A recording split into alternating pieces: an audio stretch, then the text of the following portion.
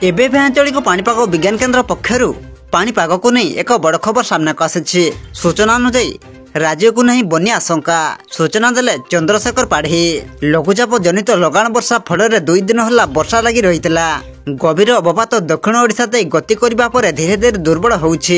यार प्रभाव रे किछि स्थान रे प्रबल वर्षा होइछि, किंतु वर्तमान जाय विभिन्न नदीर जलस्तर स्थिर रहिछि। राज्य रे 79 ब्लॉक रे वर्षा रेकर्ड होइतिबा बेले राज्य को बन्या आशंका नथिबा सूचना दैछन्ते जल संपद विभाग सर्वोच्च जंत्री चंद्रशेखर पाढ़ी। तेबे आसंतो नजर पकाइबा बंगोपसागर रे सृष्टि गभीर अवपात दक्षिण ओडिशा तई गति करबा परे धीरे धीरे दुर्बल होउछि।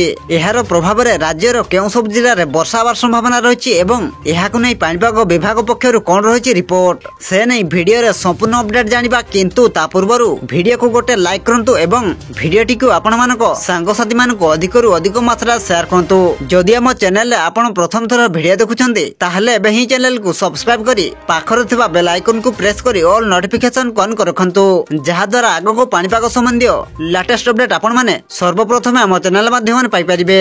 सूचना अनुसार सर्वोच्च जंत्री सूचना मुताबिक लगाण वर्षा जो केवल गोटे नदीर जलस्तर विपद संकेत टपी बेले अन्य नदी मानकर जलस्तर स्थिर रही।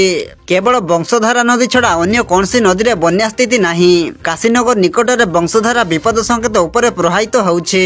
काशीनगर में वंशधारा जलस्तर 55.24 मीटर उपर प्रवाहित होउछि।